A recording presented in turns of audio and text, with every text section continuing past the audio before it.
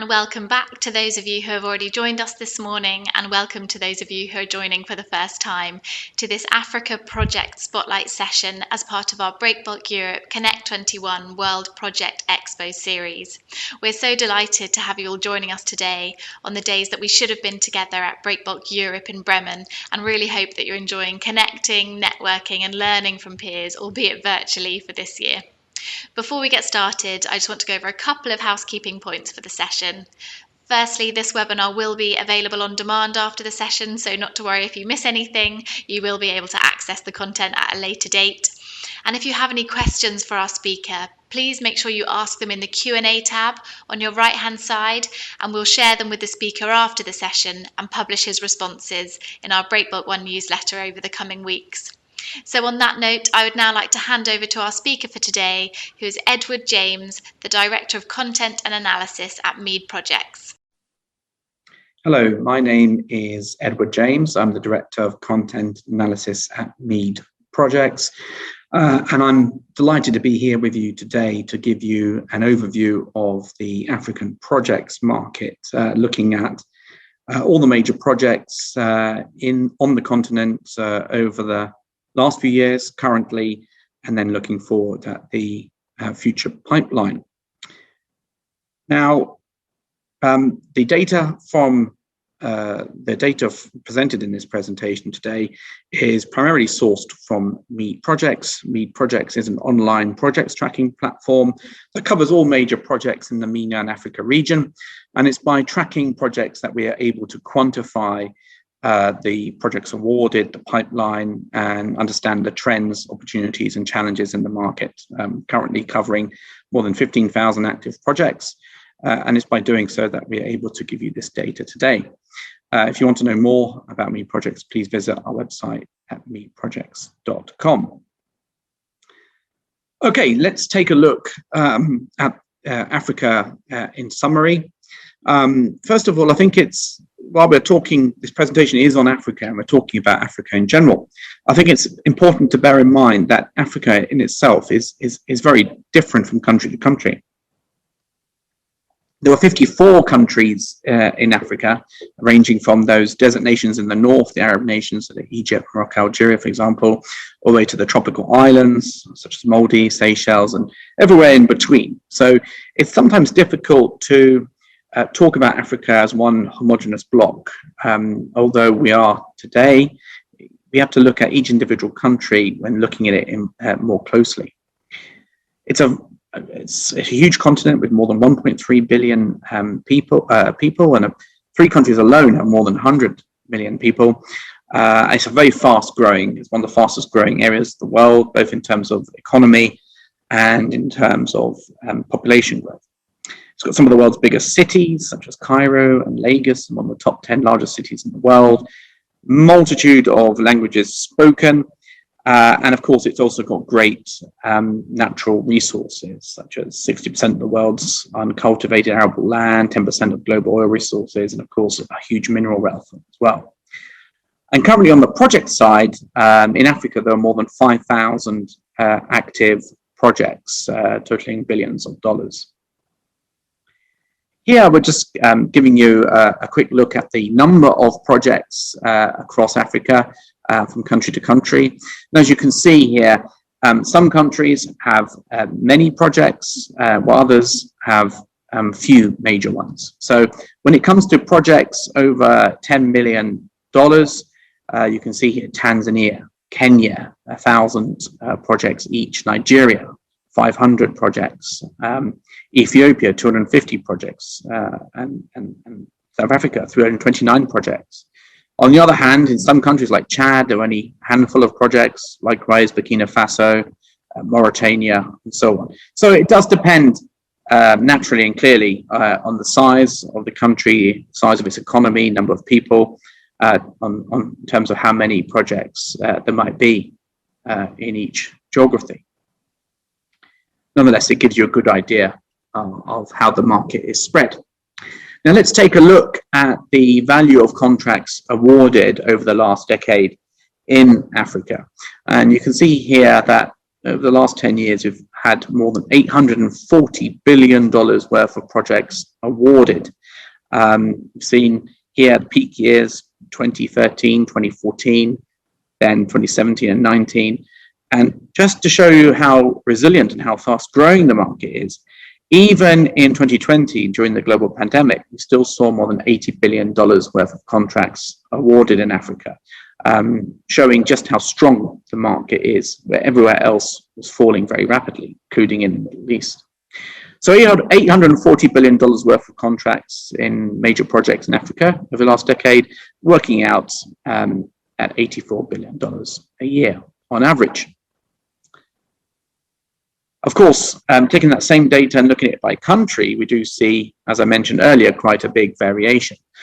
The largest projects market by some ways, Egypt, with about $152 billion worth of contracts awarded in the last decade.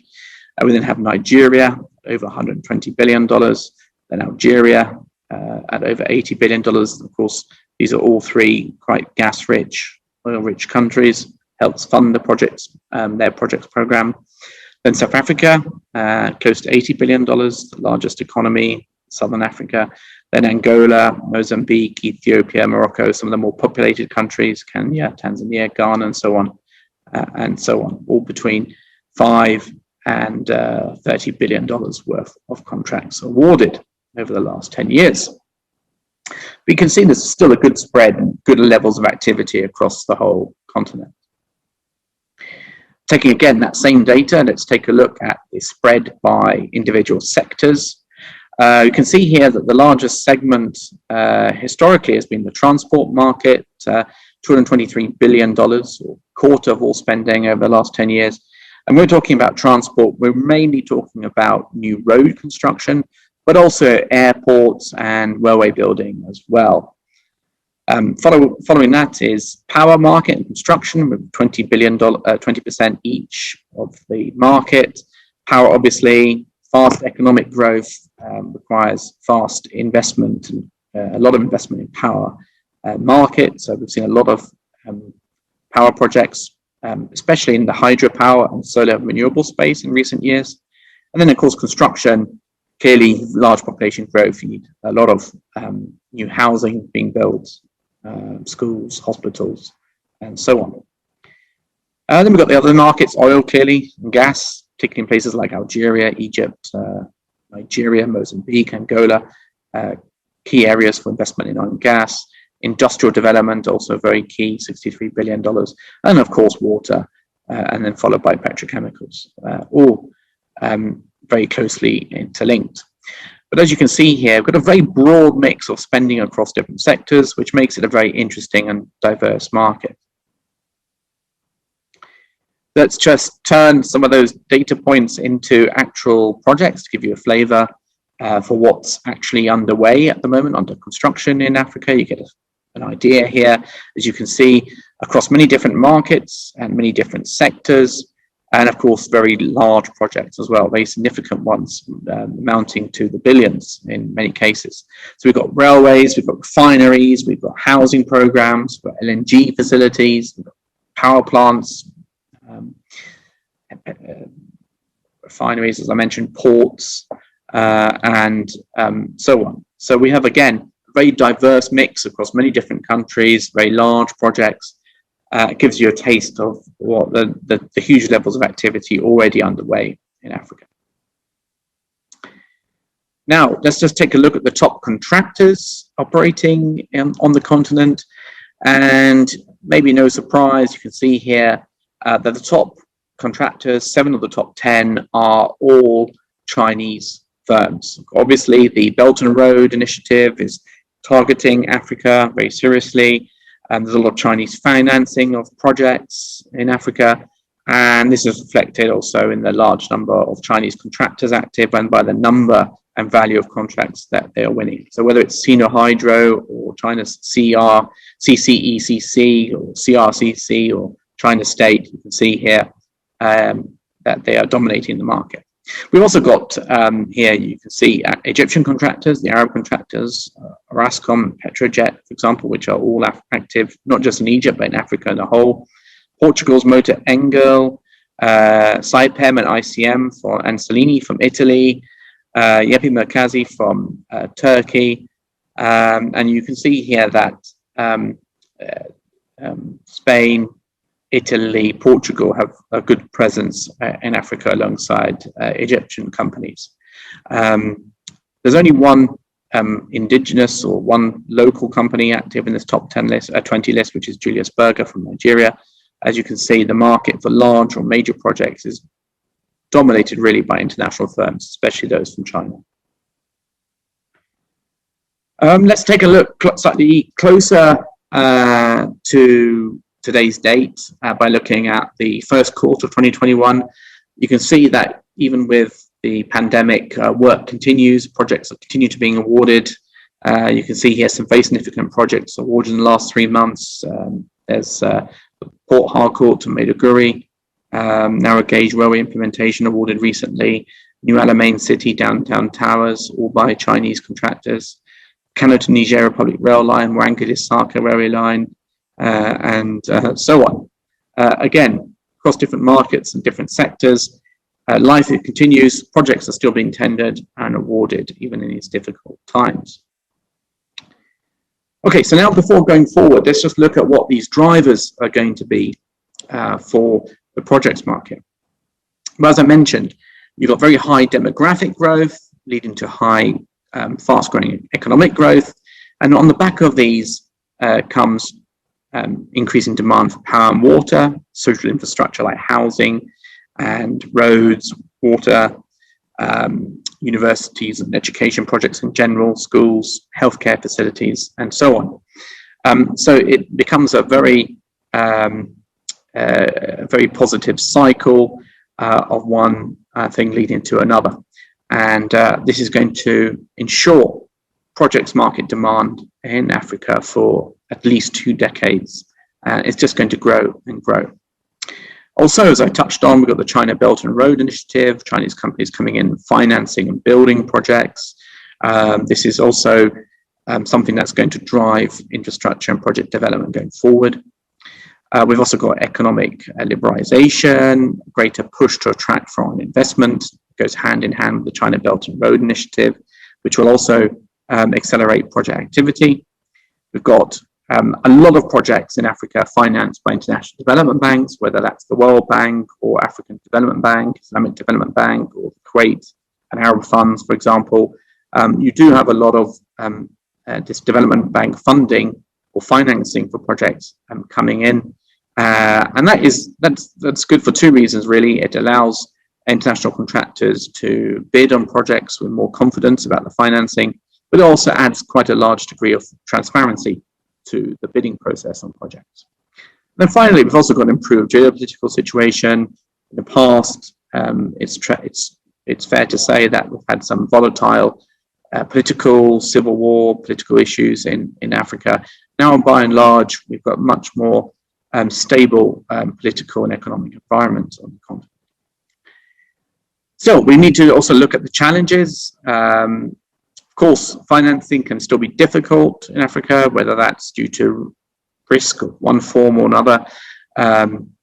Sometimes the financing, whether it's government financing or private sector financing, can be limited, which delays or stops projects from happening. We still do have, like we do anywhere, corruption during the procurement processes, which can be off-putting for some investors and contractors and consultants. And again, something that you said at the beginning, the African market is very different. You've got 54 different markets, and you can't approach each one the same. You have different clients, different environments, different currencies, different legal formats, different contract types in each different market. So you can't just approach Africa as one homogeneous block. You do have to choose which markets you want to offer the most opportunity for you.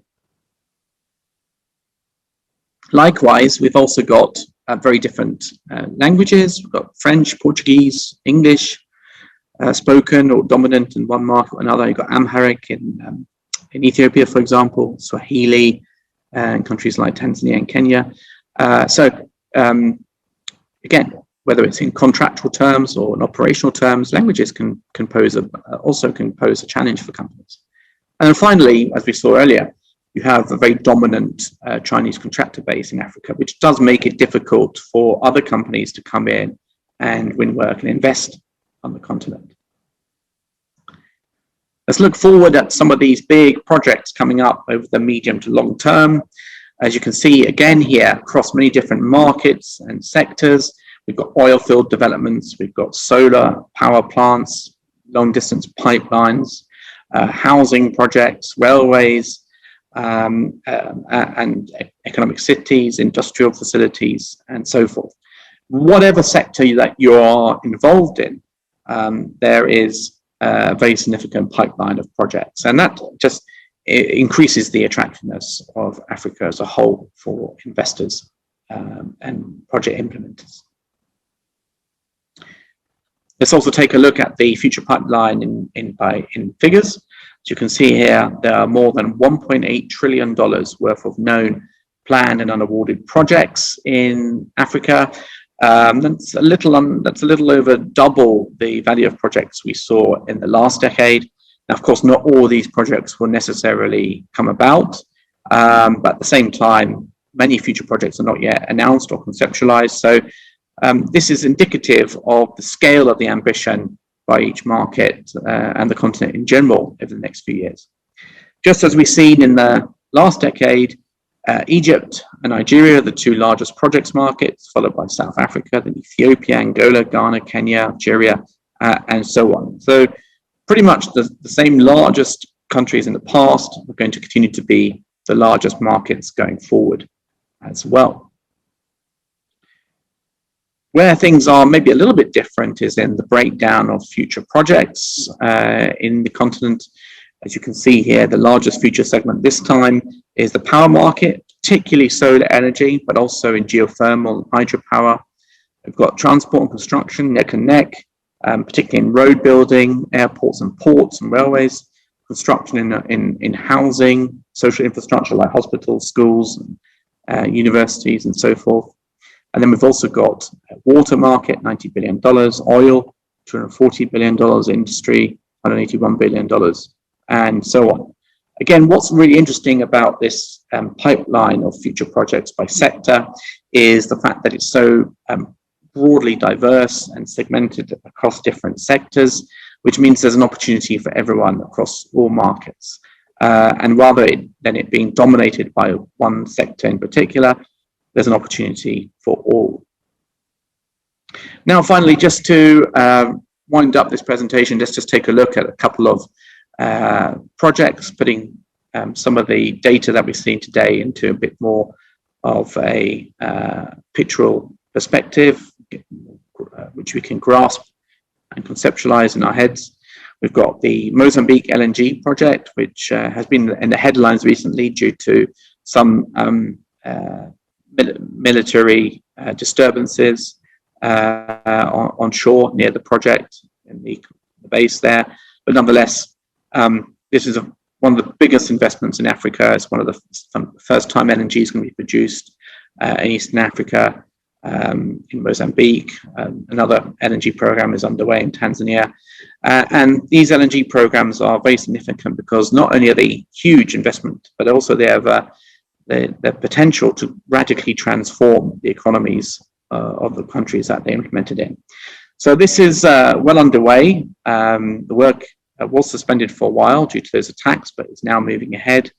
We can see that Saipem, McDermott and Chiyoda won some of the big EPC contracts over the last 2 years. And the whole project is expected to be complete by 2024 with a total capacity of 43 million tons a year, which will immediately make Mozambique one of the big players in the world for gas exports. A very different project, this time in Egypt, is the new administrative capital that's being built to the east of Cairo. This is just a brand new capital city for Egypt, which is over 100 million people. So Cairo, the capital now, 16 to 18 million people, is too congested, too overcrowded, and the government therefore decided to build a totally new capital city using Chinese finance and experience. This is well underway, and many parts of it are now finished. It's going to have a capacity for 6.5 million people, and of course, it's going to require tens of billions of dollars of investment. So this is well underway, and the government is going to move there soon. And again, this is just one of many cities, new cities being built in Egypt, well, in Africa in general. And it's just an example of some of the work that's going on there right now. And then finally, just taking a look at another very large future project, again in a very different sector. This is the Inga 3 Hydropower project, which will be one of the largest hydroelectric schemes in the world. It's going to cost more than $14 billion. And like a lot of power projects in the continent, will be developed on a PPP basis with private sector investment financing, building and then operating the project. It's going to create 11 gigawatts of electricity, which will be more than enough to power the short and medium term needs of the DRC and other Southwestern and Central African nations. So again, it's another very large, significant project. So that brings me to the end of this presentation. I hope you found it interesting and insightful. In summary, we've had already in the last decade a very active projects market, and looking at the drivers for change and acceleration of this market over the next few years, we do expect that pipeline to increase and the amount of work in the market to grow substantially. And Africa as a whole is an extremely attractive investment destination and will increasingly figure among projects market destinations globally going forward. Thank you very much, and I look forward to speaking to you all again soon. Thank you.